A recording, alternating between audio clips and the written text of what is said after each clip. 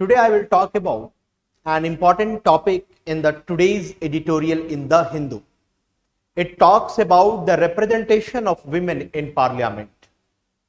Basically, it is making a comparison. The editorial is making a comparison of women's representation in the Parliament of India in 1952 with the representation of women in US Congress in the same period. But we will talk about the representation of women today in India, and then we will find out the best model from the world. Basically, this best model will enrich your content in the mains answer writing.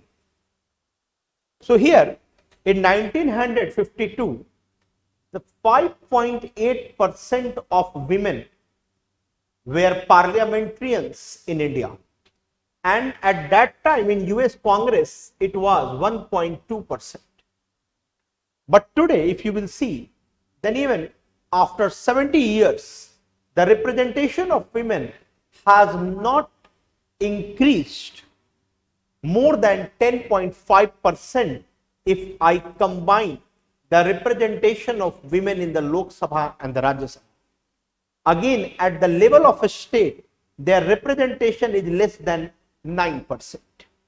But today, if you will compare the data of the Nordic countries, then you will find that in Nordic countries, since from 1990, it has never been observed that the share of women in the parliament of the Nordic countries has been less than 30%.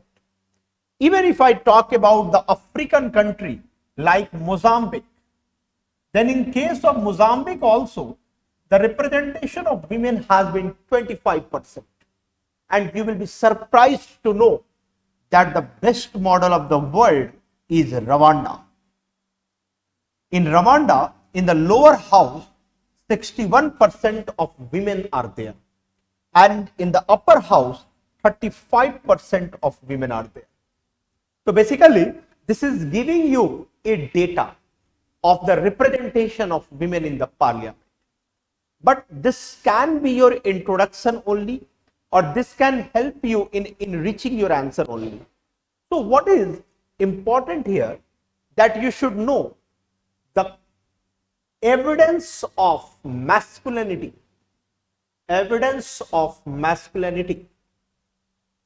in the Parliament of India. What is the evidence of this?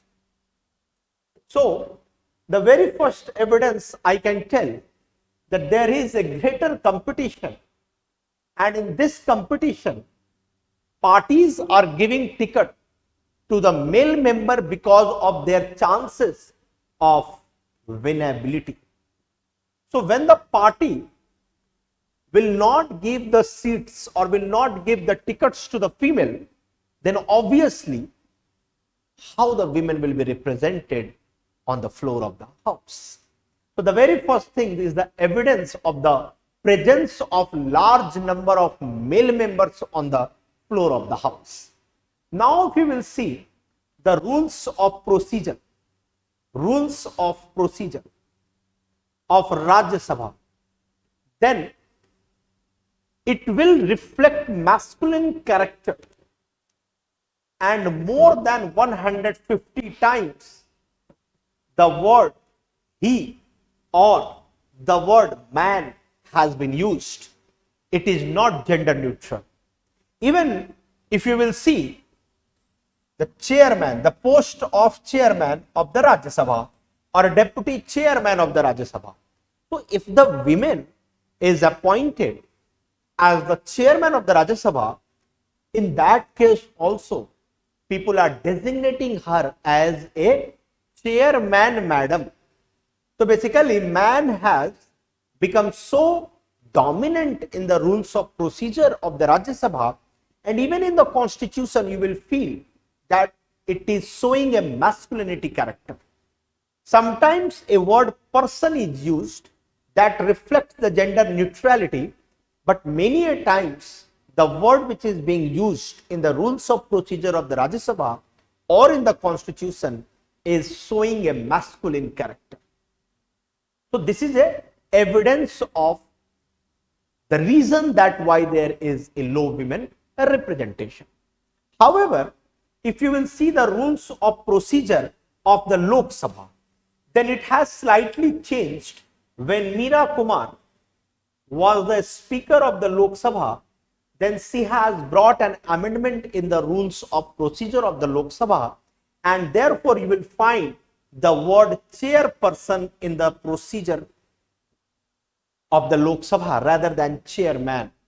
So basically this is the evidence which you can use in the examination to substantiate your point. But again, the next question is, and from where the question can be asked, why do we need women? Why do we need women in parliament? The very first question, why do we need? So from here, I expect that the question can be asked. So obviously, some of the points every aspirant can write. For example, they can say that for gender neutral laws, we need the representation of women. For reproductive rights of the women. For reproductive rights of the women.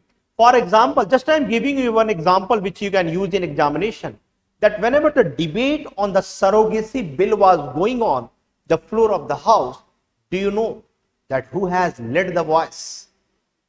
Late respected Sushma Swaraj has talked about the surrogacy. So now reproductive rights you can mention. Then you can mention about the gender empowerment policies. Who will make the gender empowerment policies? Obviously, whenever there is a women in the law making or in the policy making, then we can expect such policies that results into the real empowerment of women rather than just talking about the empowerment and empowerment again and again. Then also you can talk about another aspect of the why do we need women is diplomacy. Okay. So now about the diplomacy, what I can tell you is, if you will see that who was the reason for brokering this joint comprehensive bill with the Iran. So basically this JCPOA bill was brokered by a women diplomat. Again you can talk about Sushma Swaraj when she has led OIC meeting, Organization of Islamic Cooperation meeting. Then you can talk about her role in environment, because it has been observed that the country where women are making the environmental policies, that country has a better rank in environmental performance index. Then you can talk about that the women knows about the importance of biodiversity.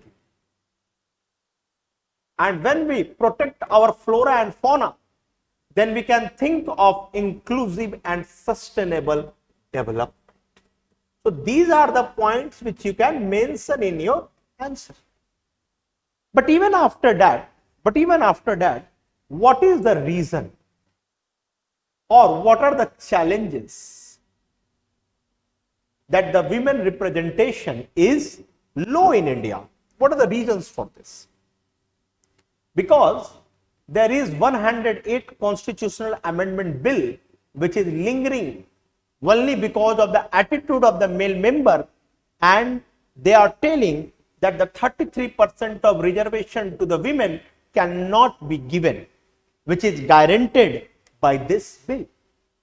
So we will have to see that what is the reason for this.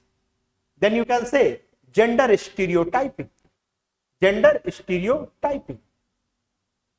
So I will not say the name of that particular MP, but she has said on the floor of the house कि अभी 4 महिला अगर इस लोकसभा में है तो ये हाल है, 33% हो जाएंगी तो क्या होगा. So basically this kind of attitude that the male member of more than 60 or 65 years of age have. Obviously, it is also reflecting the patriarchal attitude. Then again, you can talk about burden to the women. If any women have a political ambition, then she has to left her ambition because of her dual role, maintaining her household, maintaining rearing the child, and at the same time competing with the male member in the public domain. Then another challenges which you can say, lack of confidence. I am not telling, don't consider this that I am telling that the women does not have confidence. No. But yes, there is a lack of confidence because society has been structured in such a way that we are not considering the women for the leadership position. We are not giving her education to an extent that can give her confidence. I am not telling that the women does not have confidence.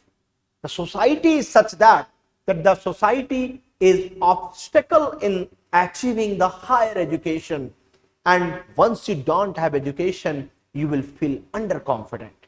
Then how you can talk to the dignitaries, how you will talk to the higher officers. These are the things that is challenging.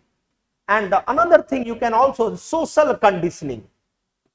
Social conditioning. बचपन से ही बोला जाता है घर में कि girls are for marriage, maintaining her house, rearing the child. So basically this is a kind of social conditioning which is happening for her. So these are the different challenges.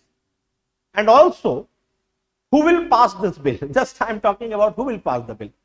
The bill will be passed by the members who are presently in the house, and these members have the attitude कि ज्यादा महिला नहीं आनी चाहिए. Also, these members have a very negative attitude for the women. Might be you have heard in the, might be you have seen in the TV or heard or read in the newspaper that the MLA are watching porn on the floor of the house. So if this is the intention or if this is the attitude of a man having such a dignified post, then how they can bring or how they can pass this bill. So these are the different obstacles in the women's representation in the party. So you can say, sir, what kind of suggestions which you can give in this answer? Because this is very difficult to give suggestion. So I will say the very first thing is inner party democracy. Inner party democracy. If you cannot bring a bill that guarantees 33% reservation to the women, at least give her posts. कार्यकर्ता बनाओ women को, पार्षद, मंडल अध्यक्ष. Inner party democracy should be there. Treasury, head of the treasury department of the political party. This is very important. Then what you can think of? Then you can think of that if it is not passed in the parliament, then some of the progressive states like Kerala, northeastern states and all should pass the bill in the state legislative assembly. In the state legislative assembly. First start from here and then go to the parliament. Not an issue. Then you can talk about women's economic empowerment is very important, and it will empower her, it will give her confidence, and once she is economically empowered, she will try to participate in the political affairs with confidence. So these are the suggestions which you can give in your answer. So now if the question comes from role of women in the parliament, then it will be analytical based, but you can start your answer from this best model, from this data, from making a comparison of Indian parliament in 1952 and 2022. So I hope that this video will be helpful for you. Thanks to all of you.